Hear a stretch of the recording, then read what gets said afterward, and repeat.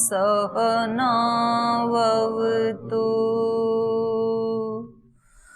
सहनौ भुनक्तु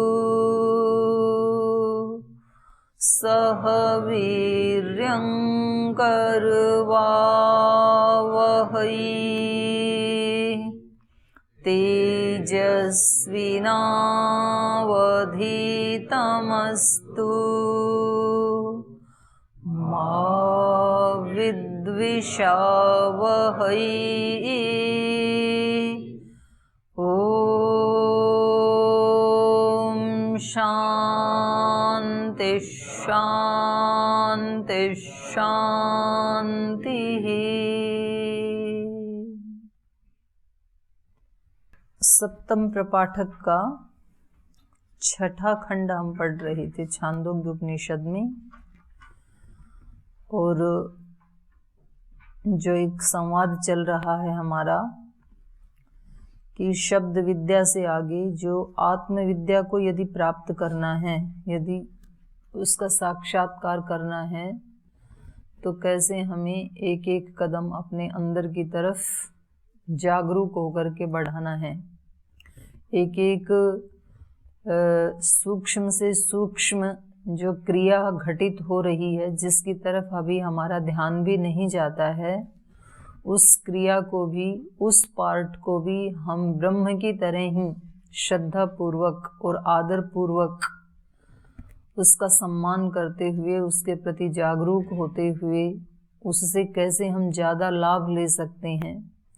क्योंकि कई बार जो चीज़ें सहज रूप से प्राप्त होती हैं उनका हम उतना सम्मान नहीं कर पाते हैं जितना कि उसके प्रति हमारा अटेंशन होना चाहिए।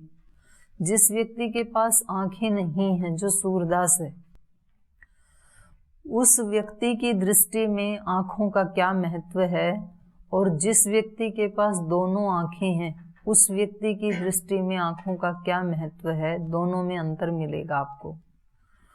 उस व्यक्ति को पता है कि आंखों का अत्यंत महत्व है, लेकिन जिसको सहज सुलभ है उसका तो कभी ध्यान ही नहीं जाता है कि मुझे एक इतनी अच्छी गॉड गिफ्ट मिली हुई है कि मैं जो चाहूँ वो देख सकता हूँ, सारे संसार को देख सकता हूँ। जिस व्यक्ति के पास वाणी नहीं है, जो गूंगा है, उसके दिल पे क्या गुजरती है, उसको कितना अंदर से लगता है कि यदि मेरे पास वाणी होती तो मैं अपने सारे भावों को अभिव्यक्त कर पाता। लेकिन जिनके पास वाणी है उनको नहीं पता है कि ये कितनी बड़ी गिफ्ट उनके पास है और वो कैसे इसका सदुपयोग कर सकते हैं और कैसे दुरुपयोग से इसको बचा सकते हैं। तो ऐसे ही अध्यात्म में यद्यपि हम सब ही अनअभिव्यक्त ब्रह्म हैं, हम सब ही अनअभिव्यक्त चैतन्य हैं, जो नहीं जानते हैं अपनी शक्तियों को, ऐसे अनअभिव्यक्त सामर्थ्यवान हैं, ऐश्वर्यवान हैं, शक्तिशाली हैं, किसी न किसी प्रकार का सामर्थ्य, ऐश्वर्य, और कम से कम आत्मिक ऐश्वर्य और आत्मिक सामर्थ्य तो हम सबके पास है। लेकिन हम उससे अनभिज्ञ हैं, वो हमारा अभिव्यक्त नहीं है। तो कैसे हम उसको अभिव्यक्त कर सकते हैं, कैसे हम उसके प्रति सजग हो सकते हैं? क्योंकि जिस व्यक्ति को ये पता है कि मेरे पास तो करोड़ों का खजाना है, वो व्यक्ति कभी फिर गरीबी के कारण चिंतित नहीं होता है। उसको संतुष्टि रहती है, उसको एक विश्वास है, उसको एक भरोसा है कि मेरे पास तो बहुत है, तो वो उस पीड़ा से कभी पीड़ित नहीं होता है, अभाव वाली पीड़ा से। तो जिन साधकों को ये पता है कि मेरे पास, मैं अपने आप में पूर्ण हूं, किसी भी चीज की न्यूनता नहीं है, वो फिर शोक को तर जाता है।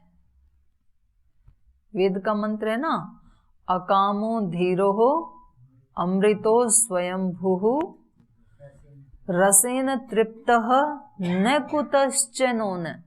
जो कहीं से भी ऊन नहीं है, न्यून नहीं है, वो ईश्वर कैसा है?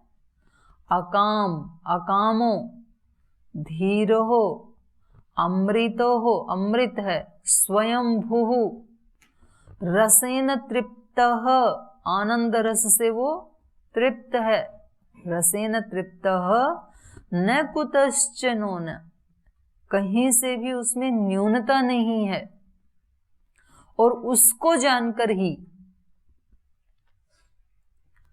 ये मृत्यु को तरता है, उसको जानकर के ही, तो अपनी भी उन शक्तियों को जानकर के ही ये व्यक्ति, ये जीवात्मा शोक को तरता है। ऐसा इन्होंने शुरू में प्रश्न उठाया नारद ने कि मैं सब जानता हूँ विद्याएं, शब्दविद हूँ मैं, मुझे सब शब्दों का तो पता है, लेकिन तो भी चित्त का शोक अभी नहीं गया है।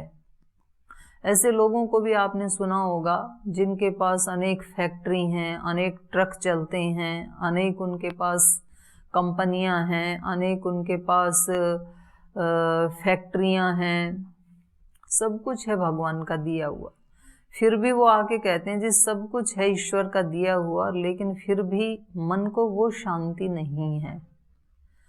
तो इसका मतलब है कि इसको जाने बगैर व्यक्ति शोक से नहीं तर सकता है। तो जाने कैसे उसको फिर?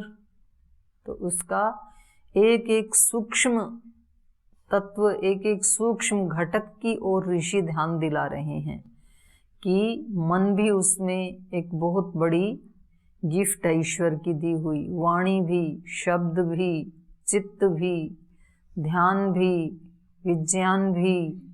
तो ऐसे एक एक चीज की तरफ ध्यान दिला रहे हैं। और उसकी उपासना का मतलब क्या है? उपासना का मतलब होता है कि उस चीज को, उसकी महत्ता को समझते हुए और जिसने वो दिया है उसके प्रति धन्यवाद की भावना रखना और उसके महत्व को समझना, यही उसकी उपासना है। तो ये बहुत ही उपनिषदों का एक सुंदर और अत्यंत महत्वपूर्ण प्रसंग चल रहा है। तो कल वाले पाठ में से आपका कोई शंका है तो आप पूछ सकते हैं पहले।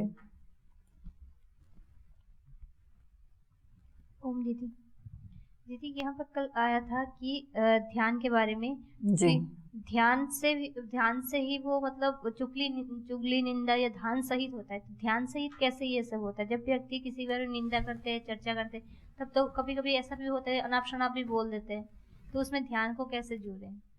ना ये तो उल्टा हो गया है ना। जो ध्यान नहीं करते हैं अथा ये अल्पाह, जो महत्ता को प्राप्त करते हैं वो ध्यान से प्राप्त करते हैं।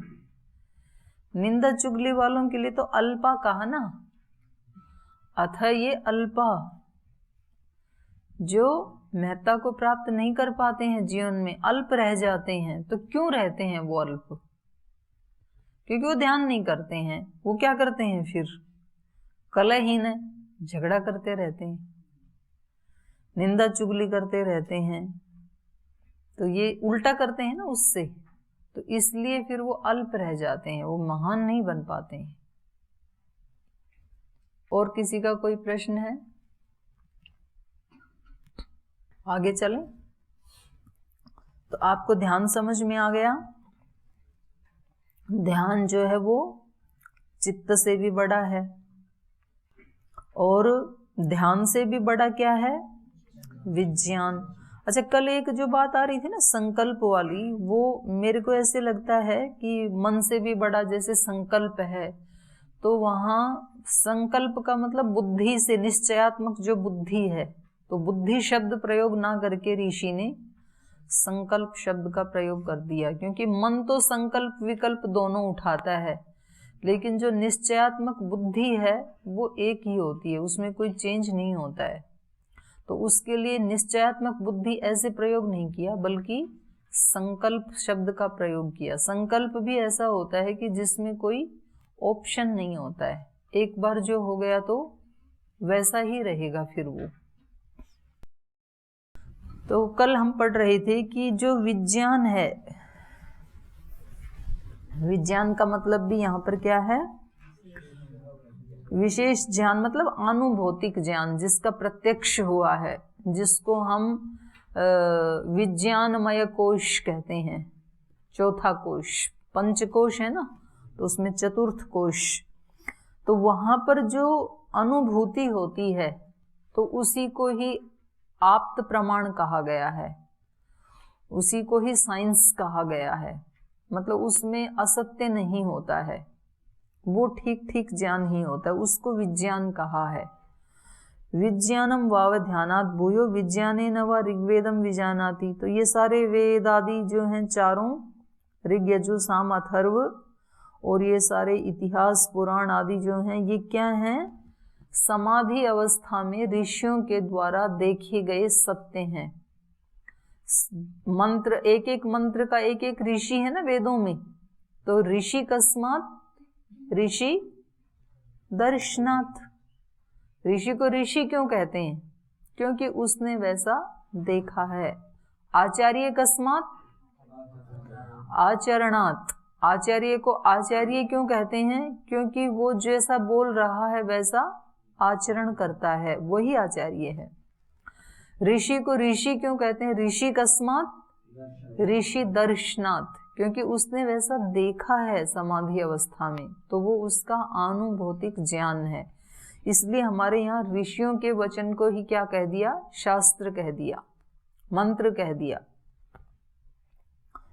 तो ये सारे शास्त्र, इतिहास, पुराण और आगे जो जो भी विद्याएं बताई हैं, दैव विद्या, निधि विद्या, ब्रह्म विद्या, भूत विद्या, क्षत्र विद्या, नक्षत्र विद्या, सर्प देव जन विद्या, ये सारी की सारी विद्याएं जो हैं, ये क्या हैं? विज्ञान से उत्पन्न हुई। विज्ञान सबसे बड़ा है। तो ये सारी विज्ञान के कारण ही व्यक्ति सत्य को जान पाता है, अनृत को जान पाता है। सत्य चेतन है, अनृत प्रकृति है, परिणामशील जो प्रकृति है, मूल प्रकृति नहीं। तो ये कैसे पता लगा? ये विशेष समाधि अवस्था में, विशेष ज्ञान की अवस्था में, विज्ञान की अवस्था में हमारे ऋषियों ने जाना। तो सत्य क्या है, असत्य क्या है, साधु क्या है, असाधु क्या है, हृदयज्ञ क्या है, अहृदयज्ञ क्या है, अन्न क्या, रस क्या है, ये इमं च अमुम च लोकम, इस लोक और उस लोक को, ये सब को विज्ञानेन एव विजानाति, विज्ञान से ही जान पाता है। तो इसलिए नारद, जो तूने पढ़ा है उस ज्ञान में और जो तेरा अनुभौतिक ज्ञान है उसमें कोई मिक्सअप नहीं होना चाहिए। तू ठीक से जान ले इस बात को कि जो तेरी बुद्धि में है ये सारा क्या है? शब्द ज्ञान है।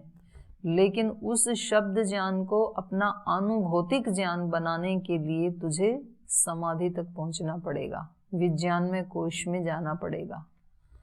तो तू उसकी उपासना कर।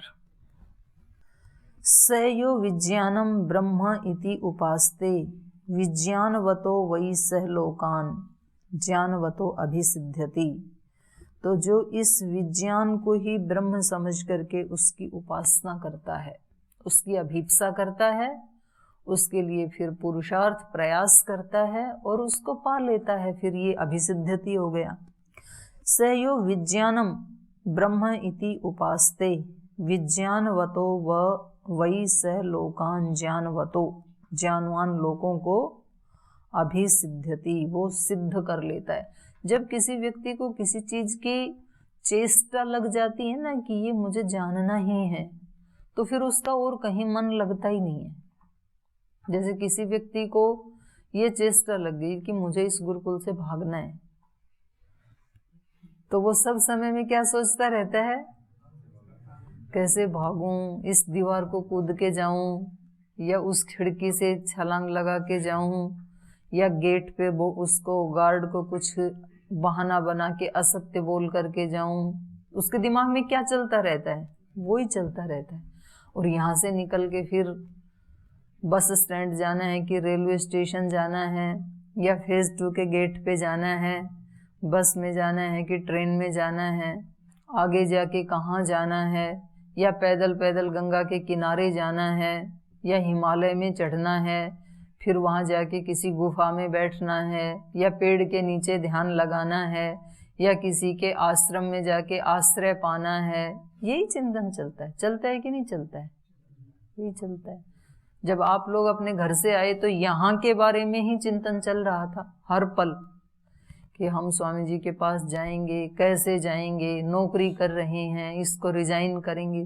तो जब किसी व्यक्ति को किसी विशेष उपलब्धि के बारे में अंदर से चेष्टा हो जाती है कि ये मुझे पाना है, तो जब व्यक्ति को ये लग जाता है कि ये जो शास्त्र में कहा है ये सारा भले ही मैं ना जान सकूं, पर इसकी किसी एक अंश की तो अनुभूति मुझे करनी है जीवन में।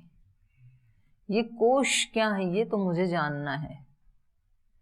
तो फिर वो हर समय उसी का ही चिंतन करता रहता है, और ये ही उपासना है। उपासना का मतलब है कि फिर वो ओझल नहीं होता है वो लक्ष्य उससे।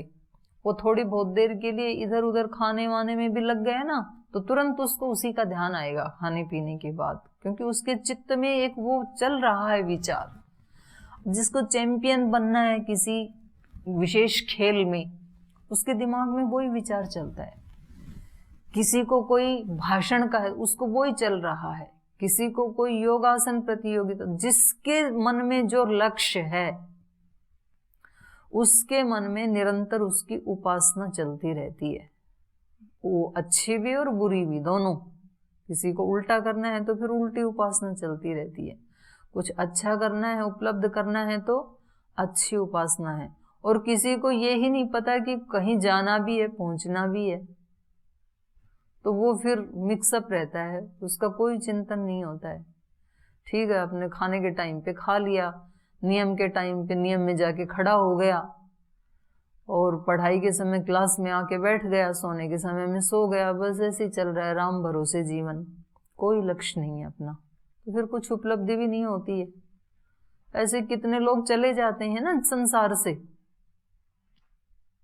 तो उनके जन्म की कोई विशेष उपलब्धि नहीं होती है, ना उनको स्वयं को होती है, ना उनके परिवार वालों को होती है, ना उनके आसपास के समाज वालों को होती है। कुछ ऐसे होते हैं लेकिन कि किसी न किसी फील्ड में वो पहचानते हैं कि मुझे इस फील्ड में ये पाना है। तो वो फील्ड तो सबके लिए अलग अलग हैं, जिसके पीछे के भी ऐसे संस्कार हैं जिसको गॉड गिफ्ट कहते हैं, तो वो ही व्यक्ति उसमें सक्सेस हो पाएगा। संगीत में जिसके पहले के संस्कार हैं, जिसको पहले से ही वैसा स्वर वैसा कंठ मिला है, वो ही सक्सेस हो पाएगा। जिसके पास वो कंठ वो स्वर नहीं है तो फिर वो चैंपियन नहीं बन सकता है। ठीक है, प्रयास करेगा तो थोड़ी बहुत उपलब्धि हो सकती है उसको। तो ये अलग अलग जो उपलब्धियां हैं ये सबके लिए नहीं है, व्यक्ति विशेष के लिए हैं। लेकिन ये जो अध्यात्म विद्या है ये सबके लिए समान रूप से उपलब्ध होने वाली है, इसके सब अधिकारी हैं। इसलिए महर्षि दयानंद ने भी कहा कि विद्वान सब नहीं बन सकते हैं, पर धर्मात्मा सब बन सकते हैं। धर्मात्मा तो हर व्यक्ति बन सकता है। तो इसलिए इनको बता रहे हैं, स यो विज्ञानम ब्रह्म इति उपास्ते विज्ञानवतो वै सह लोकान ज्ञानवतो अभिसिद्ध्यति। यावद विज्ञानस्य गतम, जहाँ तक विज्ञान की गति है, तत्र अस्य यथा कामचारो भवति, निर्वाध गति हो जाती है, उतना उसको पता लग जाता है। यो विज्ञानम ब्रह्म इति उपास्ते अस्ति, जो इस विज्ञान को ही ब्रह्म समझ करके उपासना करता है। भगवत विज्ञानात् भूय इति, विज्ञान से भी बढ़कर कुछ है। विज्ञानाद् वाव भूयो अस्ति इति, हाँ नारद उससे भी आगे है। तन्मे भगवान ब्रवीतु इति, तो आप मुझे उसी का उपदेश दीजिए। बलम वाव विज्ञानात् भूयो अपि हि शतम विज्ञानवताम एको बलवान आकंपयते। स यदा बली भवति यथोत्थाता भवति, उत्तिष्ठन् परिचरिता भवति, परिचरन् उपसत्ता भवति, उपसीदन् द्रष्टा भवति, श्रोता भवति, मंता भवति, बोद्धा भवति, कर्ता भवति, विज्ञाता भवति। तो इन्होंने कहा कि जो बल है वो विज्ञान से भी बड़ा है, क्योंकि विज्ञान तो केवल मानसिक या बौद्धिक ही है, लेकिन बल तो तीनों प्रकार का होता है। शारीरिक बल, मानसिक बल, बौद्धिक बल, आत्मिक बल। तो बल का तो ज्यादा बड़ा क्षेत्र हो गया, इसलिए बल जो है वो विज्ञान से भी बड़ा है। विज्ञान भी तो अपने आप में एक बल है ना, और उसके अतिरिक्त भी और बल हैं। तो बलम वाव विज्ञानात् भूयोपि, बल जो है वो विज्ञान से भी बड़ा है। अपि है शतम विज्ञानवताम, बोले सैकड़ों विज्ञान वाले बैठे हों, उनको एको बलवान आकंपयते, एक कोई बलवान आ जाए, पहलवान शारीरिक बल वाला, तो उनके सारे विज्ञान वालों को कपा देता है, क्योंकि उसके अंदर बल ज्यादा है। इनके अंदर विज्ञान का बल तो है लेकिन शारीरिक बल नहीं है। और कई बार शारीरिक बल वालों को एक बौद्धिक बल वाला व्यक्ति कपा देता है।